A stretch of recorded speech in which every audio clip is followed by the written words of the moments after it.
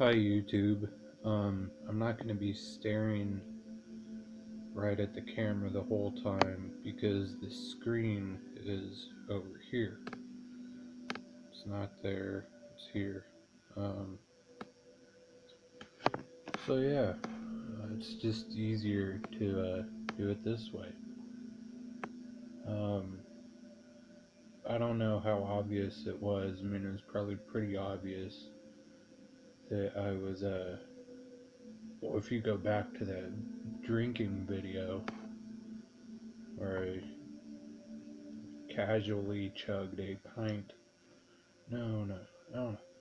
A drinking video. I think I was drinking a 32 of Natty Ice. I don't know, from a couple years ago.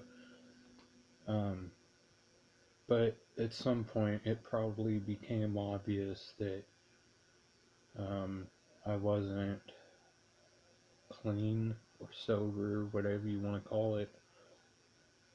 And I say that because people lie to themselves. I was lying to myself. So I don't know if you guys picked up on it before I knew I had a problem. But it started off with things like I would tell myself things, well, I don't have a needle in my arm, so I'm okay. Or, well, I'm not drinking anymore, so I'm okay. I can do what I want now that I'm not drinking and not shooting up. Um, for the record, I never did shoot up. Um, Syringes always scared me. I don't know. Tattoos are one thing, but syringes are just another. Um, so, where do I even fucking begin?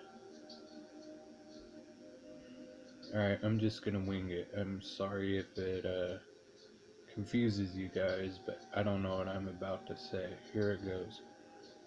When I was in rehab, I got out of rehab like a week and a half ago. 2 Sundays ago. So, yeah, about a week and a half ago, give or take. When I was in there, I had a lot of time to study my actions and to really get down to why I was using. Um, it all started when I was a kid. Um, I was in a classroom with 30 other students, and my teacher told my parents that I was hyper. I didn't know she was telling this to all the other students, but my teacher told that to my parents, and my parents told my doctor, hey, is there something that could help him? So they gave me Ritalin, which is synthetic speed. To a fucking kid, they gave me this shit, and at the time, I don't think I was really addicted or anything. To be honest, I didn't like the Ritalin. I don't know. It was a chore, like taking a bath. When you're a kid, you don't want to take a bath. You don't want to eat your vegetables. You don't want to take your vitamins, and you don't want to take pills. At least that's how it was for me. Um,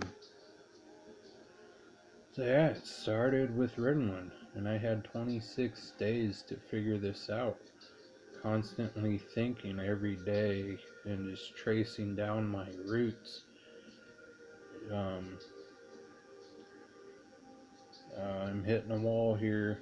Maybe I need more coffee. Um, I was it started with Ritalin, and then I didn't find out until I was in rehab.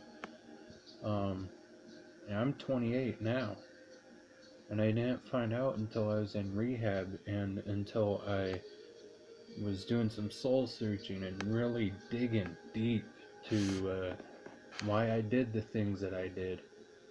Um, And I'm gonna have to backtrack my thoughts here for a second.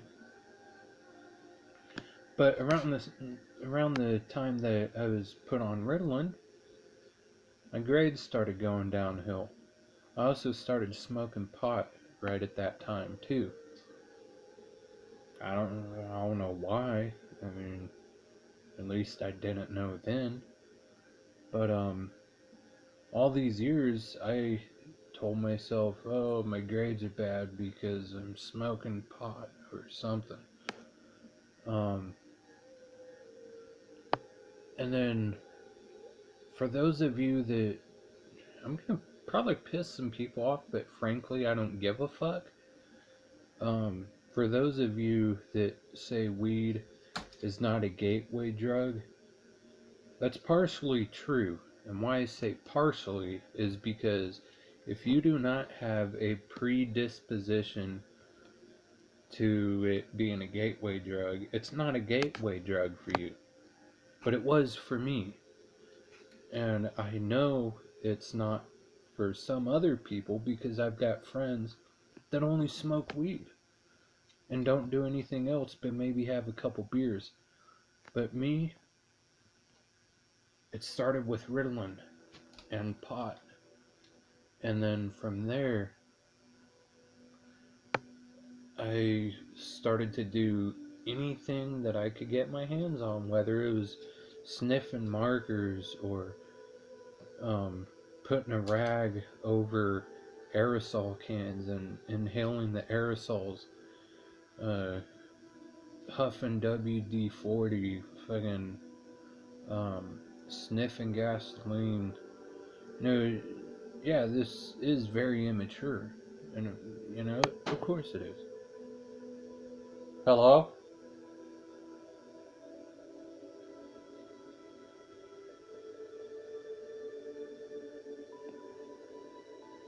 But yeah, it's immature.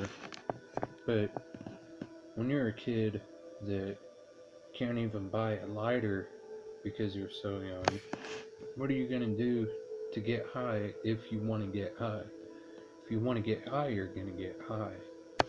Um, you wouldn't believe all the shit that I found that would get you high. Um, nutmeg, turmeric. Nutmeg will fuck you up for 3 days. Um, I'm not gonna get into that. I did before. It's just all right. Where was I going? Yeah, it started with Ritalin, pot, and then from then on, I was like, holy shit. Weed makes me feel this way. Ritalin makes me feel this way. What else can make me feel good? What else can make me feel like a human being? What else can make me feel like a piece of the fucking puzzle that fucking fits in life? That's what it was for me. I never felt like I fit in anywhere. And I didn't really feel like I fit in until recently.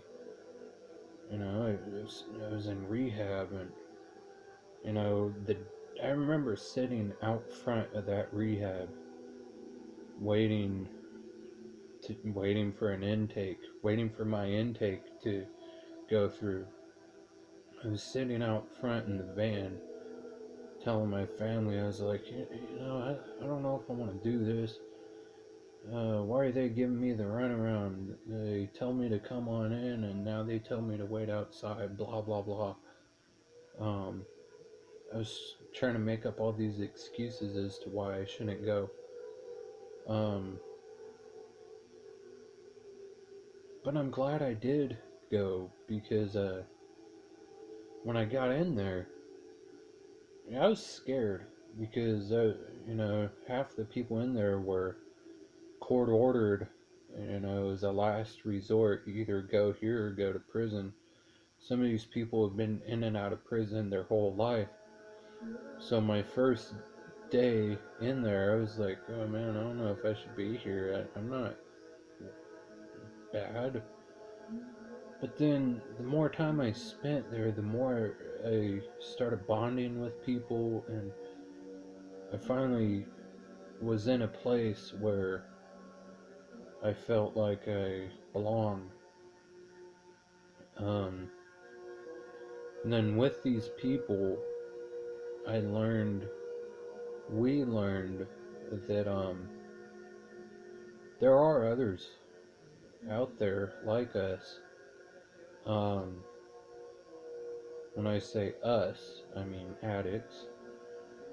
Alright, 10 minutes and 30 seconds in. It's gonna cut off at 15 minutes, so I'm gonna try and speed it up here a little bit. Um, yeah, I got clean, and before I went in there, I was telling people, oh, they're not gonna get me to quit smoking weed, blah blah blah. But this goes back to what I was saying a moment ago. For me, I'm not saying it is for you, but for me, it was a gateway drug because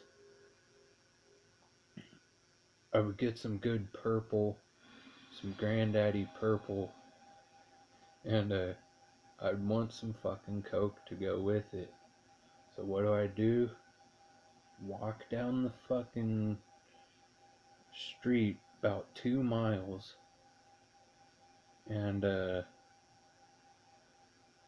would go and get some powder, some rock, whatever they had. Um, yeah, and I'm really tired right now. I'm gonna chug this coffee after this video. Yeah, I don't even know what I'm trying to say. I'm tired. It's like fucking, what time is it? Midnight? I don't know. Ooh, that was a good one. Yeah, I did a lot of soul searching when I was in there.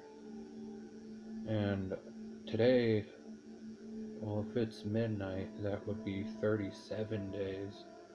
If it's not midnight yet, then I have 36 days clean. And I spent 26 of those days in rehab. Um, so 26 days. So I've been going to NA meetings every single day. I've only missed one since I got out of rehab, and I showed up late and the door was already shut, and it was a closed meeting, or I don't know what it was. I got there and the door was already shut, so I tapped on the window. They look up and motion, shaking their heads no. Not out of disgust, not like that. They just looked up at me and were like that. And I looked at my schedule, and yeah, the meeting had already started. I thought it was kind of odd. That's another story why they locked me out. Um, I don't know, maybe it was like a secretary meeting or something, or I don't know. I showed up late. That was my fault. I missed that meeting. So I call my sponsor every day. I try and read at least a paragraph of NA literature a day. Um, I try and get to a meeting every day. Sobriety is constantly on my mind every waking hour of the day. I don't know what to say. I've felt a clarity in my life after 28 years. Not only did I quit using what I didn't need to use, I also gained some life skills that helped me achieve peace of mind. Sorry, hate to do it, but